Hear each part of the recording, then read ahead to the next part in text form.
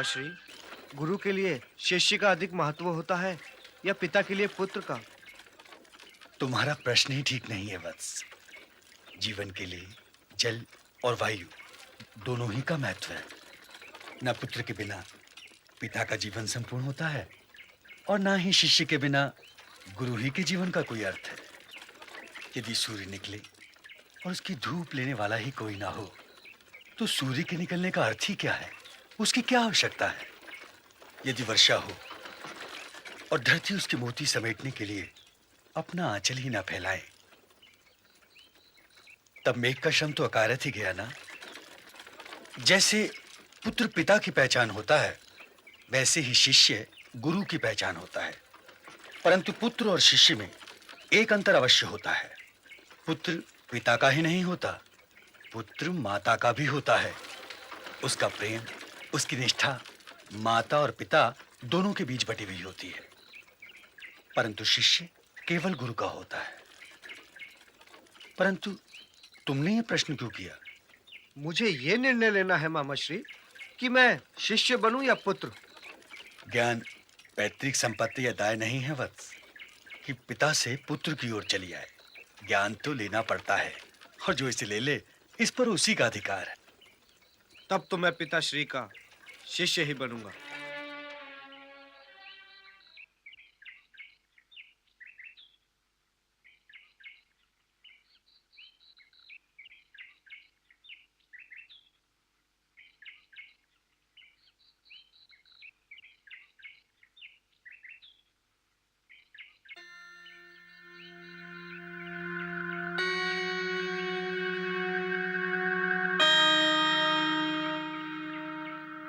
आचार्यवर की सेवा में अधिरथ का प्रणाम। तुम तो महाराज के सारथी हुआ करते थे। जी आचार्यवर। ये तुम्हारा पुत्र है? जी आचार्यवर। क्या नाम है तुम्हारा? राधे। राधे? राधे क्यों? इसकी माँ का नाम राधा है। तुम्हारा नाम तुम्हारे मुखमंडल के तेज से मेल नहीं खाता है वत्स। तुम्हारे मुखड़े पर तो सूर्य का तेज है। तुम इसका नाम कर्ण रखो। जो आज्ञा। अच्छा अब ये बताओ तुम्हारा आना कैसे हुआ? ये शस्त्र विद्या सीखने की हट कर रहा है आचार्यवर। और शस्त्र विद्या के लिए कोई पिता अपने पुत्र को आपके सिवा और कहां ले जा सकता है? मैं इसे विद्यादान देकर अति प्रसन्न होता अधिरथ। क्षमा चाहता हूँ आचार्यवर, मैं दान नहीं लेता और विद्यादान में दे भी नहीं जा सकती।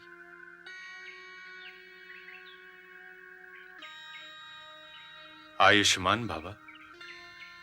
परंतु इस गुरुकुल में राजपुत्रों और क्षत्रियों के अतिरिक्त किसी और को शिक्षा नहीं दी जा सकती है और तुम्हारा पुत्र कर्ण इन दोनों कसौटियों पे खरा नहीं उतरता। अधिरथ, तुम्हें इसके लिए कोई और गुरु ढूंढना होगा। तो क्या शिक्षा दाय है आचार्यवर? क्या माता सरस्वती पहले पिता का नाम पूछती है? कर्ण।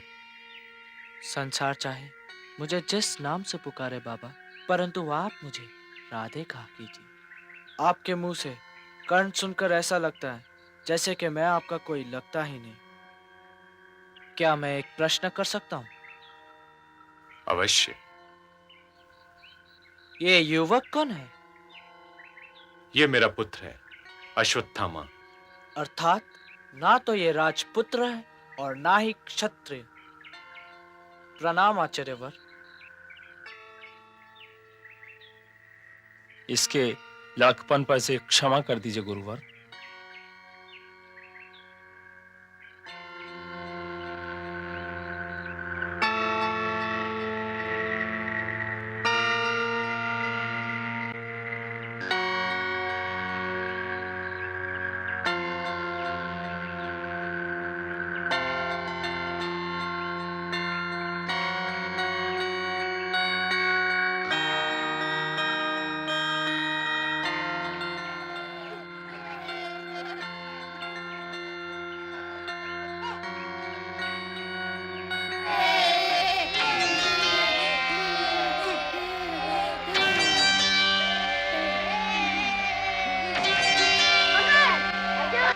ये चक्रव्यूह है पुत्र। इसमें जाना भी कठिन है और इसमें से निकलना और भी अधिक कठिन। क्या मैं आपके पास बैठ जाऊं गुरुदेव? क्या खेलने में तुम्हें आनंद नहीं मिलता वत्स? जब गुरु शिक्षा दे रहे हो तो वो खेलने का समय नहीं हो सकता गुरुदेव। लगता है तू मेरे पास कुछ भी नहीं छोड़ेगा।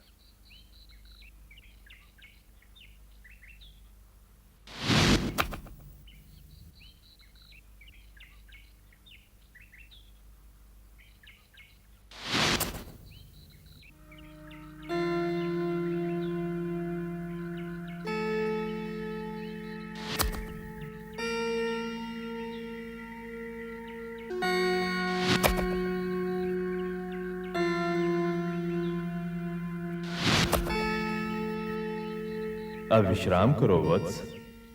गुरुदेव,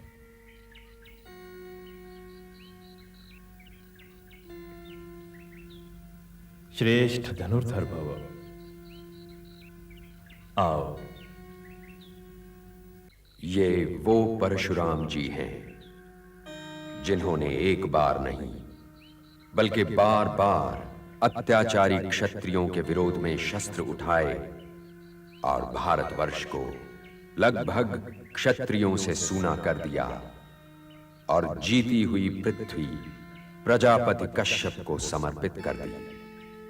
प्रजापति के पुत्र सूर्य और सूर्य से सूर्यवंश, और जब उस सूर्यवंश में मर्यादा पुरुषोत्तम श्री राम ने जन्म लिया, तब उन्हें विष्णु का धनुष देकर इन्होंने अवकाश ले लिया।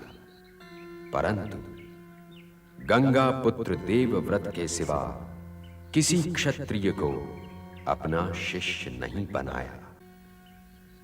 वाण में धनुर्धर के प्राण होते हैं कर्ण, अर्थात ये धनुर्धर का पहला कर्तव्य है कि वो अपने वाणों को अत्याचार, भ्रष्टाचार और अन्याय का साथ देकर कभी अपमानित ना करे, क्योंकि यदि कोई धनुर्धर अपना ये कर्तव्य भूल जाएगा तो उसी क्षण उसके तुणीर के सारे वाण निष्प्राण हो जाएंगे और विद्या उसके पास से यूं चली जाएगी जैसे इससे पहले उसके पास कभी रही ही ना हो।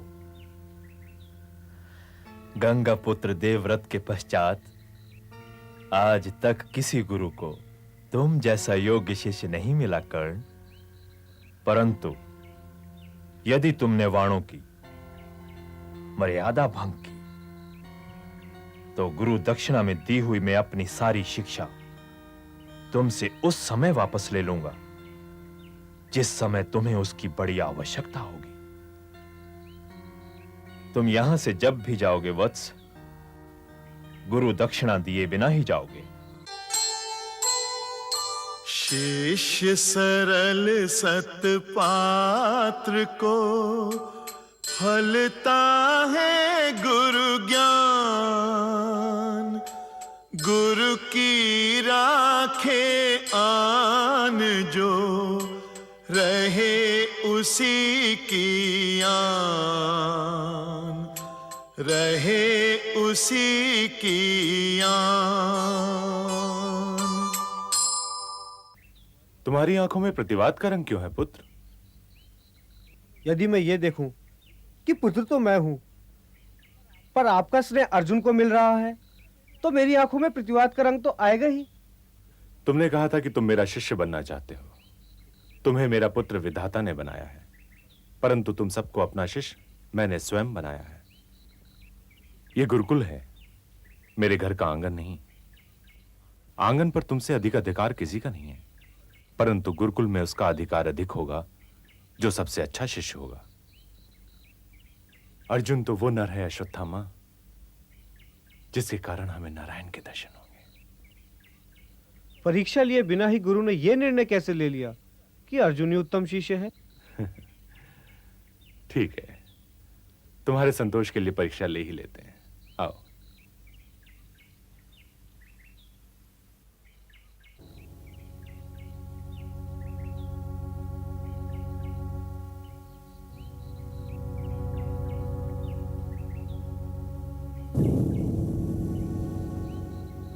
राजकुमारों, इस वृक्ष पर एक पक्षी रूपी यंत्र है जो तुम सबका लक्ष्य होगा। युधिष्ठिर, जी गुरुदेव। लक्ष्य साधो। क्या देख रहे हो? आकाश, पृथ्वी। नहीं। दुर्योधन, जी गुरुदेव। इस वृक्ष पर एक पक्षी है। जी गुरुदेव। लक्ष्य साधो। जो आज्ञा गुरुदेव।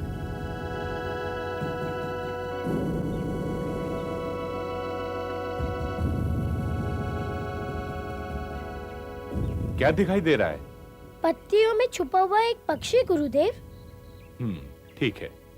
बाण चलाऊं? नहीं। जी गुरुदेव।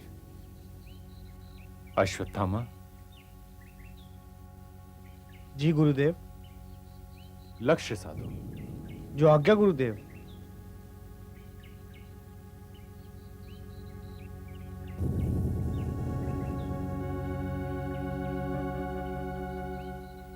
क्या दिखाई दे रहा है? आपके चरण, वृक्ष और पत्तियों में छिपा हुआ यंत्र।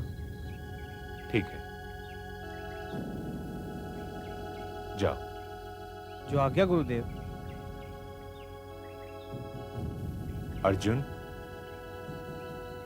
जी गुरुदेव। लक्ष्य साधो। जो आज्ञा गुरुदेव।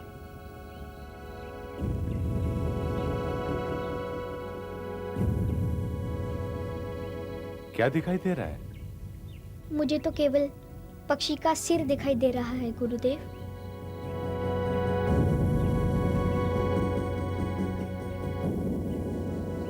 और अब मुझे केवल उसकी एक आंख ही दिखाई दे रही है गुरुदेव।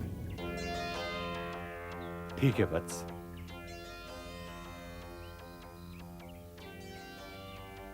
धनुर्धर को उसके लक्ष्य के अतिरिक्त और कुछ दिखाई नहीं देना चाहिए।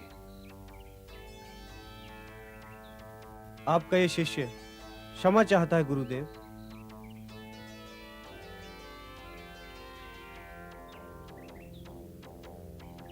तुम तो मेरा जीवन प्रकाश हो पुत्र, परंतु ईर्ष्या करना अच्छी बात नहीं है, क्योंकि ईर्ष्या मनुष्य के गुणों को दीमक की भांति चाट जाती है।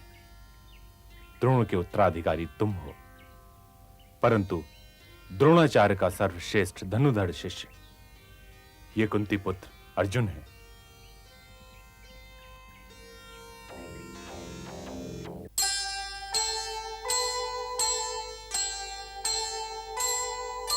ज्ञान दान गुरु से लिया, दिया मान सम्मान,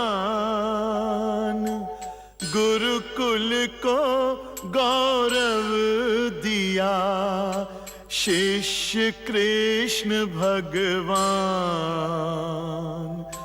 शिष्य कृष्ण भगवान। जीवन ही स्वयं अपनी परिभाषा भी है चंद्रवंश भूषण। वो जल भी है और तृष्णा भी। सत और असत दो तटों के बीच बहती हुई एक नदी है जीवन। इस पानी में दोनों का मेल है, पर सत्पुरुष वो है जो इस सरोवर से सत्य कार लेता है और अपने वस्त्र पर असत की एक बूंद भी नहीं पड़ने देता। जैसे हंस दूध को पानी से अलग कर लेता है। तो क्या जीवन केवल यही है? असत को ज्ञान, अनुभव और संघर्ष की छलनी में छान लेने के बाद सत्पुरुष उस सत का क्या करे? क्या फिर से उसे सरोवर में डाल दे? महाव्रती परम धर्मात्मा गंगा पुत्र भीष्म के शिष्य को कुछ बताने की आवश्यकता नहीं है। राजवंश की भारतीय परंपरा आपकी धरोहर है राजन। इसलिए आपको यह बताना आवश्यक नहीं है कि जीवन सरोवर से सत्य काढ़कर फिर सरोवर ही को लौटाने के लिए नहीं होता। जब सत्य हाथ आता है तो पुरुष को यह ज्ञान होता है कि वो ऋणी है, कि उसे मृत्यु लोक त्यागने से पहले 3 ऋण उतारने हैं: देव ऋण, ऋषि ऋण और पितृ ऋण। पुरुष को संसार से ये तीनों ऋण उतारे बिना नहीं जाना चाहिए। और यदि कोई ऐसा करे तो जीवन अपमानित होता है। परंतु यदि किसी के भाग्य में ये न लिखा हो ऋषिवर, तो कर्म रेखा को भाग्य रेखा से अधिक गहरा होना चाहिए राजन। ऐसा नहीं है कि मनुष्य ने कभी भाग्य रेखा बदली ही ना हो। इन ऋणों को चुकाने के लिए यदि भाग्य रेखा बदलनी भी पड़े तो अवश्य प्रयत्न करना चाहिए, क्योंकि ये ऋण ऐसे वैसे नहीं है। ऋषि ऋण भगवान शंकर का है, देव ऋण विष्णु भगवान का, और पितृ ऋण स्वयं ब्रह्मा जी का है। तो मनुष्य ब्रह्मा विष्णु महेश से निकलकर कहां जाएगा? परंतु ये तीनों ऋण हैं क्या ऋषिवर? पहला ऋण है देव ऋण, ये दान से चुकाया जाता है। दूसरा ऋण है ऋषि ऋण, ये ज्ञान की प्राप्ति और ज्ञान बांटने से चुकाया जाता है। और तीसरा ऋण है पितृ ऋण, ये संतान द्वारा चुकाया जाता है। पुरुष की सहधर्मिणी नारी का क्या कर्तव्य है ऋषिवर? नारी अर्थात चेतना, प्रेरणा, उत्साह। नारी तो पृथ्वी है रानी, जीवन के सारे अंकुर तो उसके भीतर हैं। वो तो गृहस्थ आश्रम की आत्मा है, और गृहस्थ आश्रम ही तो आत्मा को पुत्र रूप में फिर जन्म लेने का मार्ग दिखाता है। यत्र नार्येस्तु पूज्यन्ते रमन्ते तत्र देवता। अर्थात जहां नारी की पूजा होती है वहीं देवता आनंद मनाते हैं। जो नारी का निरादर करे वो तो मनुष्य ही नहीं। नारी की रक्षा करना पुरुष का कर्तव्य ही नहीं, धर्म भी है। अच्छा राजन, अब चलो।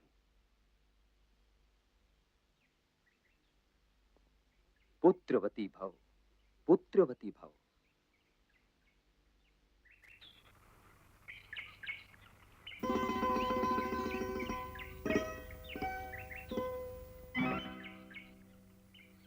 कृपया अपनी पूंछ हटाइए। सुना नहीं? कृपया अपनी पूंछ हटाइए। पूंछ हटाइए। अरे राम का नाम लो भाई, मुझे विश्राम करने दो। पूंछ हटाते हो कि उठाकर फेंक दूं? कहा ना भैया, राम का नाम लो। पूंछ हटाते हो कि मैं हटाऊं? हटा दो भैया, हटा दो।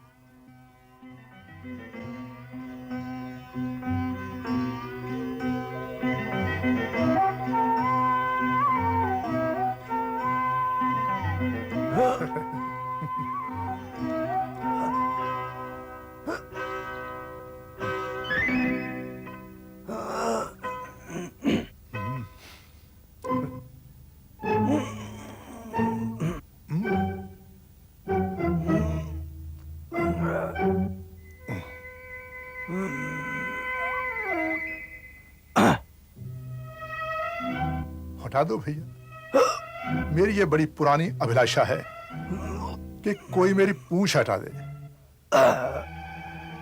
मेरे सपने को साकार कर दो भैया। इतने तो हट्टे कट्टे हो, एक पूंछ नहीं हटा सकते?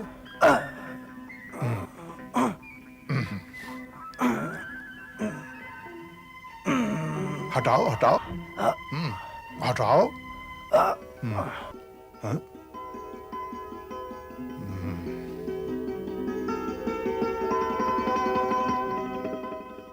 मैं क्षमा चाहता हूं। अरे राम का नाम लो भैया, पूंछ लांग कर चले जाओ ना। चला कैसे जाऊं? आप कोई साधारण वानर तो है नहीं। अपना परिचय दीजिए और अपने दर्शन दीजिए। राम का नाम लो कुंती पुत्र। सेवक के दर्शन करके क्या करोगे? स्वामी के दर्शनों की अभिलाषा करो। तो आप श्री राम भक्त पवन पुत्र हनुमान हैं।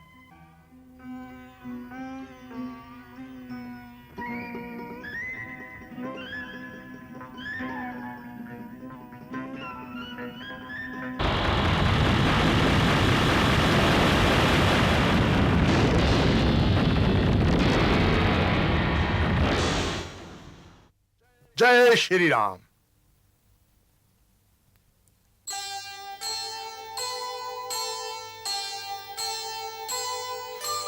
पवन तनय संकट हरन मंगल मूर्ति रूप राम लखन सीता सहित हृदय बसहु सुरभूप हृदय बसहु सुरभूप।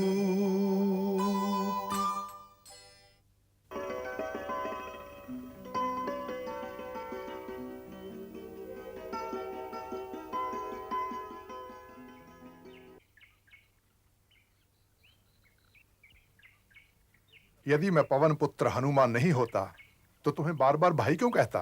किंतु आप मुझे इस दशा में क्यों मिले? तुम्हें ये शिक्षा भी तो देनी थी अनुज कि निर्बल और वृद्ध का आदर करना चाहिए, और तुम्हें यह भी सिखाना था कि जो आंखें देखती हैं केवल उतना ही सत्य नहीं होता, सत्य हर आंख से बड़ा होता है। तुमने देखा कि एक वृद्ध वानर लेटा हुआ तुम्हारी बाहों के कसबल को चुनौती दे रहा है और तुमने चुनौती स्वीकार कर ली। क्या पता है अपनी जीवन यात्रा में तुम्हें किस मार्ग में, किस रूप में कौन मिल जाए। क्षमा चाहता हूं, अब कभी ऐसी भूल नहीं होगी। अच्छा, अब तुम जाओ। हमारा निवास यहां से अधिक दूर नहीं, आप वहां चलकर विश्राम कीजिए और मेरे भाइयों को भी आशीर्वाद दीजिए। मेरा आशीर्वाद तो सदैव तुम लोगों के लिए है। तो चलकर हमें युद्ध नीति समझाइए, क्योंकि हम एक महायुद्ध की तैयारी कर रहे हैं। आपने तो रावण, मेघनाद और कुंभकर्ण जैसे योद्धाओं को हराया है। मैंने युद्ध अवश्य किया था अनुज, परंतु जीत हुई थी श्री राम की। सत्य और असत्य के संग्राम में दोनों ही ओर से लड़ते तो योद्धा ही हैं, परंतु विजय सत्य की होती है और पराजय असत्य की। इसलिए सत्य को पहचानो और उसे दोनों ही हाथों से पकड़े रहो, यही युद्ध नीति है। तो क्या आप सत्य और असत्य के युद्ध में सत्य की ओर से युद्ध नहीं करेंगे? ये युग मेरे युद्ध करने का नहीं, परंतु मेरा आशीर्वाद तुम लोगों के ध्वज के साथ सदैव रहेगा।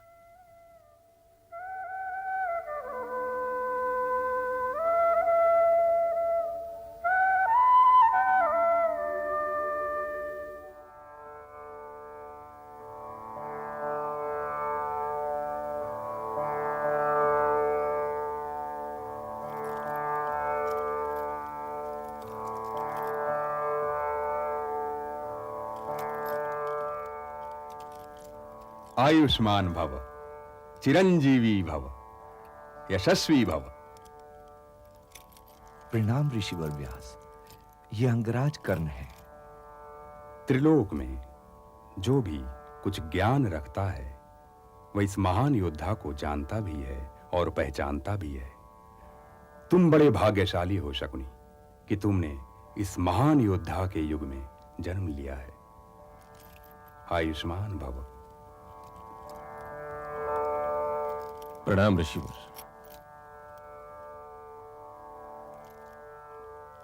प्रणाम ऋषिवर। प्रणाम नहीं देवकी नंदन, परिणाम कहो। आयुष्मान भव।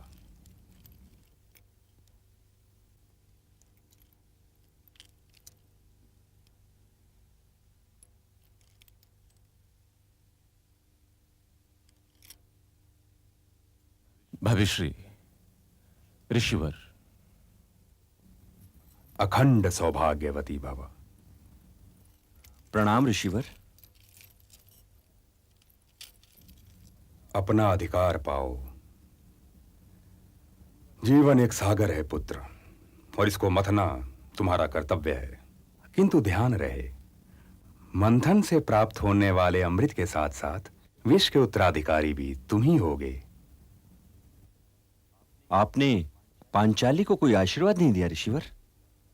इसकी आत्मशक्ति को किसी आशीर्वाद की आवश्यकता नहीं है।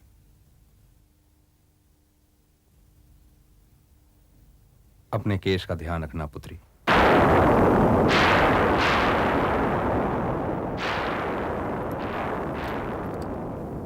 महाराज। प्रणाम ऋषिवर। तुम अपना स्थान न छोड़ो राजन, बैठो। मैं तो यहाँ केवल युधिष्ठिर का राज्याभिषेक देखने आया हूं। तो फिर ये कार्य आप ही के हाथों से क्यों न हो ऋषिवर? नहीं गंगा पुत्र, मुकुट पहनाना या मुकुट उतारना मेरा कार्य नहीं है। ये विशेषाधिकार तो कुलगुरु का है। परंतु आप अपना स्थान तो ग्रहण कीजिए। नहीं राजन, मेरे लिए यहां कोई स्थान नहीं है। शुभ कार्य में विलंब क्यों कृपाचार्य? खांडव प्रस्थ बड़े उतावलेपन से युधिष्ठिर की प्रतीक्षा कर रहा है। आपने बुलाया गुरुदेव? हाँ, कृष्ण को बुलाओ। जो आज्ञा गुरुदेव।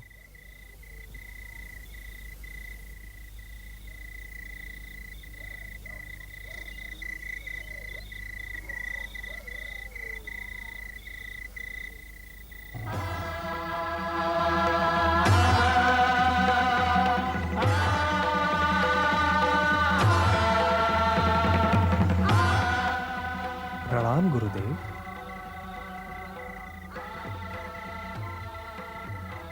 मैंने तुम्हें इतने दिनों तक तुम्हारी गुरुमाता के ढाढ़स के लिए शिक्षा के बहाने रोके रखा, परंतु यह गुरु को शोभा नहीं देता। इसलिए तुम दोनों भाई अपनी गुरुमाता को मिले बिना ही सूर्य उदय होने से पहले मथुरा चले जाओ तो अच्छा है। जो आज्ञा गुरुदेव। परंतु गुरुमाता भोजन लिए प्रतीक्षा कर रही होंगी। मथुरा जाने से पहले वहां चला जाऊं? तुम पहले जहां जाना चाहोगे वहीं जाओगे। जाऊं कैसे गुरुदेव? भला गुरुदक्षिणा दिए बिना जा सकता हूं? मुझसे खिलवाड़ करते हो लीला पुरुषोत्तम कृष्ण। परंतु लीला में भी कर्तव्य पालन तो करना पड़ता है गुरुदेव। गुरुदक्षिणा दिए बिना शिष्य का विद्या पर कोई अधिकार हो ही नहीं सकता। तो क्या आप ये चाहते हैं कि मैं यूं ही चला जाऊं? तो मैं गुरु दक्षिणा तुम्हीं पर छोड़ता हूं, जो चाहे दे दो। मैं तो अपनी गुरु माता का संतोष चाहता हूं। चाहता तो मैं भी यही हूं, परंतु गुरु को अपना स्वार्थ देखने का कोई अधिकार नहीं। परंतु शिष्य को तो अपना स्वार्थ देखने का अधिकार है ना गुरुदेव। गुरु माता ने मुझे वो स्नेह दिया जो केवल एक माता के पास होता है, और वो भी केवल अपने पुत्र के लिए। मैं उस स्नेह को छोड़कर कभी नहीं जा सकता। परंतु तुम उसे खोजोगे कहां? इतने बरस बीत गए हैं। तुम दोनों के जाने के पश्चात गुरु माता पुत्र बिना जीना सीख ही लेगी। मैं उसे खोजने अवश्य जाऊंगा गुरुदेव। परंतु तुम उसे खोजोगे कहां? जाना तो वहीं पड़ेगा जहां ऋषिपुत्र खोया था।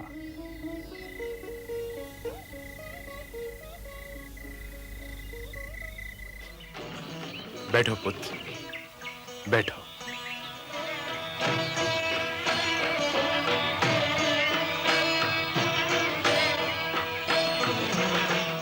अब तुम राजा हो पुत्र, राजा। परंतु इसका अर्थ यह नहीं कि तुम क्षत्रिय हो गए हो। तुम आचार्य पुत्र हो और तुम्हारा कर्तव्य है जीवन भर सीखना, और जो कुछ सीखा हो उसे योग्य लोगों में बांटना। प्रधान शिक्षा नहीं, प्रधान योग्यता है। जिस प्रकार छोटे बर्तन में नदी नहीं उड़ेली जा सकती, उसी प्रकार सागर में बूंद देने का भी कोई अर्थ नहीं।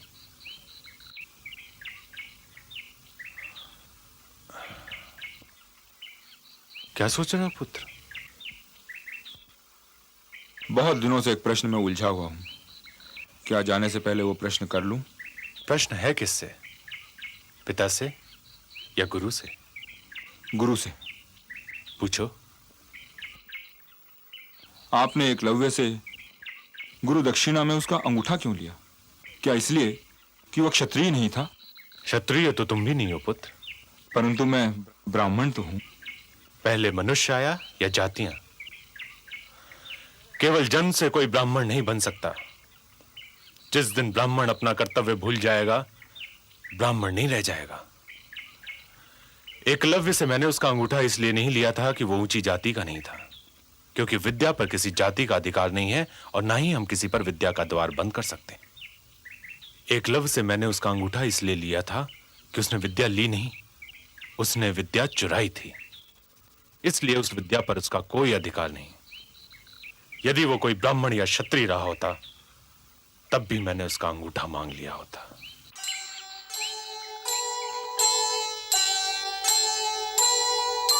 दिए बिना गुरु दक्षिणा विद्या धन निसार, जो औरों की संपदा औरों का अधिकार, औरों का अधिकार।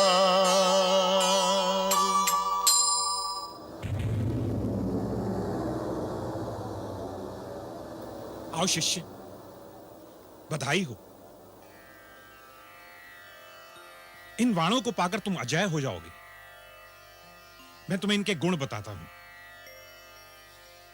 पहले वाण पर यदि तुम सिंदूर लगाकर छोड़ोगे तो ये लक्ष्य और शस्त्र दोनों को एक स्थान पर एकत्रित करके उन पर चिन्ह बना देगा।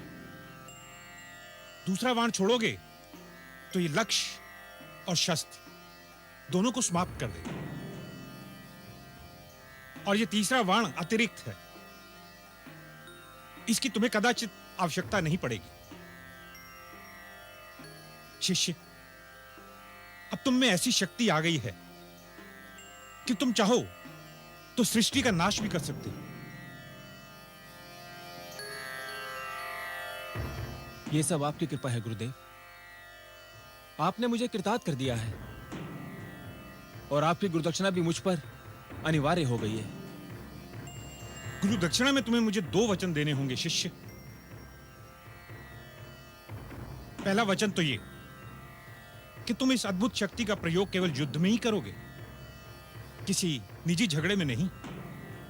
और दूसरा वचन ये कि युद्ध में केवल तुम दुर्बल पक्ष का ही साथ दोगे।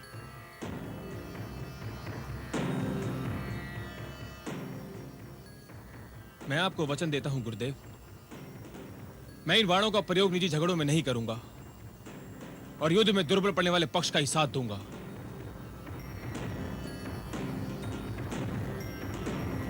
तो जाओ शिष्य, भगवान तुम्हारी रक्षा करेंगे।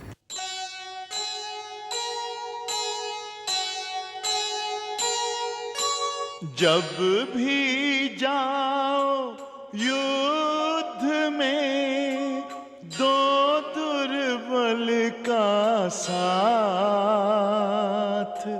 सदा रखेंगे बाण ये, विजय तुम्हारे हाथ, विजय तुम्हारे हाथ।